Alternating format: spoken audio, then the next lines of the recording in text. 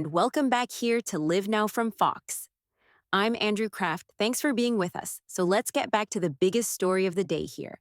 As we continue to follow this devastating and deadly helicopter crash there in the Hudson River in New York City. Remember, we had hoped to catch this live, but we were unable to do that.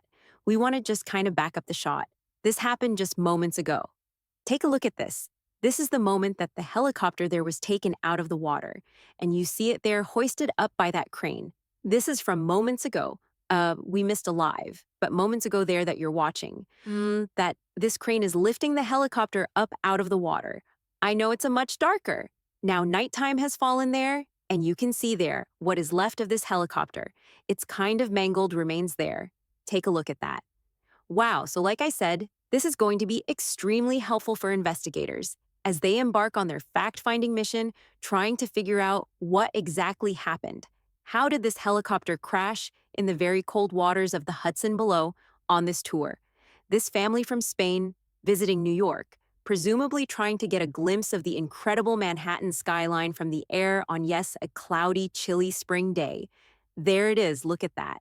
Wow, so it does kind of speak to how strong the magnitude of the impact the helicopter made in the water itself, because the very body of the helicopter, that the fuselage itself is barely intact. Look at that. You see there some of the debris just hanging ever so slightly and daintily there from what is left of the helicopter. Wow, so like I said, we wanted to get this to you. I know a lot of you had been waiting for this, anticipating this, and now you see it completely out of the water. There, we're going to hold on this. We're going to wait to see what they do with it, or where they put it. Are they going to put it on the barge itself? Not entirely sure, but now we do see what is left of this helicopter. So in the meantime, here, let's take the shot live now. This is a current vantage point of where we see the helicopter. So yes, it is now resting at the kind of tail end of the crane barge itself. You see there, some of these FDNY and NYPD boats still in the Hudson River.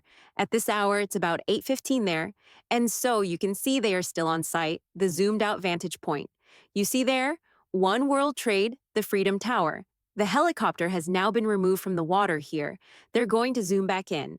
I just want to hold it here. As you can see, there it is. There is the wreckage of the helicopter itself.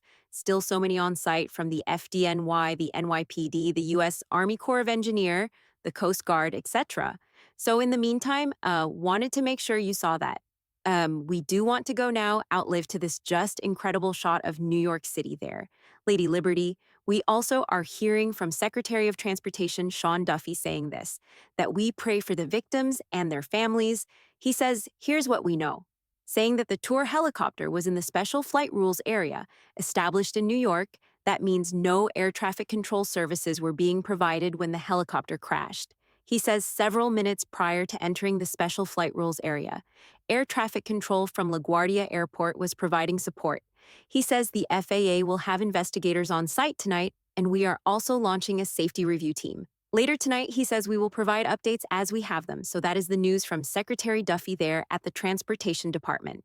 The helicopter was in this special area that meant no air traffic control services were being provided. But several minutes prior to entering that special area, air traffic control from LaGuardia, the nearest airport nearby, was providing support. And FAA investigators will be on site tonight to investigate all of this. So just a tragic set of circumstances there in New York City.